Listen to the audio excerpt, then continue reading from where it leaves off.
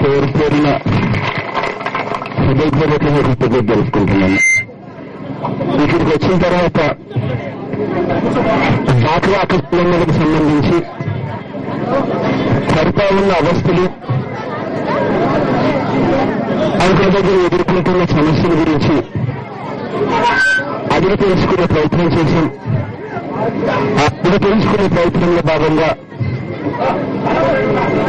చాలా మందికి మైకులు ఇచ్చినప్పుడు ప్రతి నోట్లో నుంచి కూడా వస్తా ఉన్న మాట ఏమిటి అని అంటే, ఇవాళ మేము బ్యాంకుల దగ్గరికి వెళ్ళి మాకు కొత్త రుణాలు తీసుకునే పరిస్థితి లేదు, పాత రుణాలు ఇంతకు ముందు మాకు వడ్డీ లేకుండా రుణాలు వచ్చే పరిస్థితి నుంచి ఇవాళ మమ్మల్ని మొక్కుతుండి వడ్డీ వసూలు చేస్తా ఉన్న పరిస్థితిని చూస్తా ఉన్నాం. అపరాధ వడ్డీ కింద వడ్డీ లేని వడ్డీ వేసి మమ్మల్ని వసూలు చేస్తా ఉన్న పరిస్థితులు మాకున్నాయి అని చెప్పి చెప్తా ఉన్నారు. అసలు చెల్లెలు ఇద్దరు ముగ్గురు కూడా చెబుతూ 4 కంతులు కట్టాం, 4 కంతులు కూడా వడ్డీకి సరిపోయింది అని చెప్పి చెప్తా ఉన్నారు.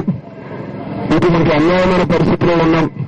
ఆ 4 కంతులు ఒకేసారి కట్టొచ్చిందని చెప్పి మా మీద బలవంతం చేశారు. ఇన్ని రోజులు కట్టలేదు అని చెప్పి ఒకేసారి వీళ్ళు కట్టింది కాస్త వడ్డీకే సరిపోతా ఉంది, ఇంకా అసలు అలాగే ఉంది అని చెప్పి చెప్తా ఉన్న పరిస్థితులు మేము వింటా ఉన్నాం. చాలా అన్యాయంగా ఉంది పరిస్థితి అని చెప్పి చెప్తా ఉన్నారు అక్క చెల్లెమ్మలు. ఆ అక్క చెల్లెమ్మలు చాలా మంది చెప్తా ఉన్నారు, ఇంతకు ముందు రాజశేఖర రెడ్డి గారు ఉన్నప్పుడు పావులా వడ్డీ ఉండేది, ఆ తర్వాత వడ్డీ లేని రుణాలు కూడా చూసాం. ఇవాళ పరిస్థితి చూస్తే వడ్డీ లేని రుణాల నుంచి ఇవాళ ₹3 వడ్డీ వసూలు చేస్తా ఉన్నారు బ్యాంకులు అని చెప్పి కూడా మాటలు కూడా అక్క చెల్లెమ్మ నోట్లో నుంచి వెళ్ళిపెడతా ఉన్నాయి. నిజంగా అధికారంలోకి రావడం కోసం ఏ అబద్ధమైనా చెప్పి గడ్డైనా తిని ఏ మోసమైనా చేసి అధికారంలోకి వచ్చి ఆ అధికారంలోకి వచ్చిన తర్వాత వచ్చి ప్రజలతో నాకేం పని ఉంది అని చెప్పి మళ్ళీ 5 ఏళ్ల తర్వాతనే కదా ఎన్నికలు ఉండేది, అంతవరకు నాకు వీళ్ళతో పనేముంది అని చెప్పి వెంటనే మాట మార్చేసి మళ్ళీ ఇవాళ అక్క చెల్లెమ్మల్ని మోసం చేస్తున్న పరిస్థితిని మనం చూస్తా ఉన్నాం.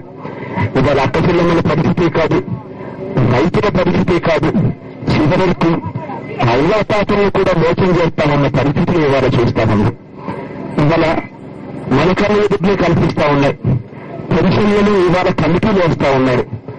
ఆ కమిటీలకు సంబంధించిన కూడా కార్యవర్గ సభ్యులు ఎవరు అని అంటే వాళ్ళ పార్టీకి చెందిన మంత్రులు ఎవరి పేరు చెప్తే వాళ్లే కార్యవర్గ సభ్యులంట, వాళ్లే పెన్షన్లకు సంబంధించి ఏరువేతర కార్యక్రమాలు చేస్తారట. నిజంగా ఎంతటి దారుణమైన పరిస్థితి ఉంది అంటే అవ్వాతాతలకు 3 పూటల భోజనం పెట్టలేని పరిస్థితిలో ఇవాళ అవ్వాతాతలు ఉన్నారు అని అంటే ఆ అవ్వాతాతలకు 3 పూటల భోజనం పెట్టాలి అన్న ఆలోచన చేయకుండా ఆ అవ్వాతాతలను కూడా ఆఖరికి వదిలేసే పరిస్థితి ఇవాళ కనిపిస్తా ఉంది. ఇవాళ వ్యక్తి పెన్షన్లకు సంబంధించి ఒక చిన్న ఉదాహరణ చెబుతా. ఇవాళ రాష్ట్రంలో మొత్తంగా 43,11,688 పెన్షన్ కార్డులు ఉన్నాయి. ఇవాళ ఈ 43,11,688 పెన్షన్లకు కాను చంద్రబాబు నాయుడు గారి కన్నా ముందు ₹200 పెన్షన్ వస్తా ఉంది. ఈ ₹200 పెన్షన్ లెక్కన ప్రతి నెల 130 కోట్లు పెన్షన్ పంపిణీ జరుగుతా ఉంది. చంద్రబాబు నాయుడు గారు అక్టోబర్ 1వ తారీఖు నుంచి ₹1000 పెన్షన్ చేస్తానన్నాడు. అంటే 43,11,688 పెన్షన్లకు ₹1000 చేస్తే దాని అర్థం నెల 431 కోట్ల రూపాయలు ఖర్చు చేయాల్సి వస్తుంది. ఇలా 7 నెలల పాటు 430 అక్టోబర్ 1వ తారీఖు నుంచి తాను చేస్తానన్నారు కాబట్టి 7 నెలల పాటు ఇలా 431 కోట్ల రూపాయలు లెక్కేసుకుంటే దాదాపుగా 3,000 కోట్ల రూపాయలు అవుతుంది. 5 నెలల కాలానికి 130 కోట్ల రూపాయలు లెక్క వేసుకుంటే మరో 650 కోట్లు అవుతుంది.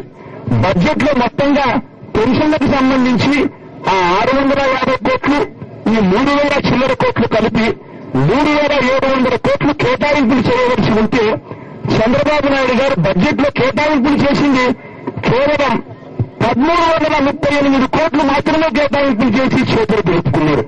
అంటే దాని అర్థం 3,700 కోట్లు కేటాయింపులు చేస్తే ప్రతి అవ్వాతాతకు ఇవాళ భోజనం పెడతా ఉన్నట్టుగా 3 పూట్ల భోజనం తినే పరిస్థితి వచ్చింది.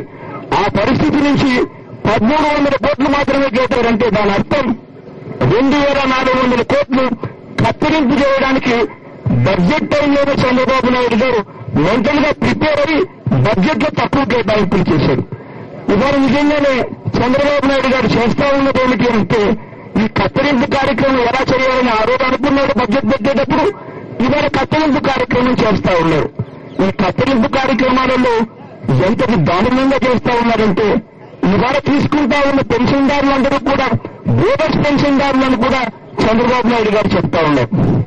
ఒక్కసారి చంద్రబాబు నాయుడు గారిని అడగదలుచుకునేది ఒకటి, అయ్యా చంద్రబాబు నాయుడు గారు గ్రామాలలో ఇవాళ పెన్షన్లు ఎలా తీసుకుంటున్నారో నీకు తెలుసా చంద్రబాబు గారు అడుగుతా ఉన్నా. కారణం ఏంటంటే ఇవాళ చంద్రబాబు నాయుడు గారికి తెలియని ఒక విషయం చెప్పాలి. గ్రామాలలో ఇవాళ పెన్షన్లు ఎలా తీసుకుంటున్నారు అంటే ఇవాళ ఐసిఐసిఐ బ్యాంక్ వాళ్ళు వస్తున్నారు, వచ్చి ప్రతి గ్రామంలో వేలుముద్దలు తీసుకుంటా ఉంటారు. వేలుముద్దలు తీసుకుని వేలుముద్దలు నిర్ధారణ చేసిన తర్వాతనే వాళ్ళు 200 రూపాయలు పెన్షన్లు ఇస్తా ఉన్నారు. మరి అటువంటిది ఈ 43,11,688 మందికి వేలుముద్దలు వేసిన తర్వాతనే వాళ్ళను వాళ్ళ బయోమెట్రిక్స్ ద్వారా వేలుముద్దలు నిర్ధారణ జరిగిన తర్వాతనే చంద్రబాబు నాయుడు గారికి తెలియకోకుండా పెన్షన్లు ఇస్తా ఉన్నారు. మరి వేలుముద్దలు నిర్ధారణ జరిగిన తర్వాతనే పెన్షన్లు ఇస్తా ఉన్నప్పుడు మరి 43,11,688 మంది అన్నదాతలు వితంతువులు ఉన్నట్లే చంద్రబాబు నాయుడు గారిని గట్టిగా అడుగుతా ఉన్నా. ఇలా ఉన్నారు అని సంగతి చంద్రబాబు నాయుడు తెలుసు, ఉన్నారు అని సంగతి చంద్రబాబు నాయుడు గారికి తెలుసు. కానీ కత్తిరింపు చేయడం కోసం చంద్రబాబు నాయుడు గారు ఏమంటారంటే లేని వ్యక్తులు అందరూ ఉన్నారు, వారందరూ తీసుకుంటున్నారు, అంత బోనస్ అంత దినామేలు అని చెప్పి చంద్రబాబు నాయుడు గారు చెప్పి కొట్టేస్తా ఉన్నారు. ఇలా కత్తిరించడానికి చంద్రబాబు నాయుడు గారు రోజుకొక కారణం వెతుకుతా ఉన్నారు. ఇవాళ పేపర్లో మనం అంతా కూడా గమనించే ఉంటాం. రేషన్ కార్డు కత్తిరించడానికి చంద్రబాబు నాయుడు గారు కొత్తగా శ్రీకారం చుట్టారు.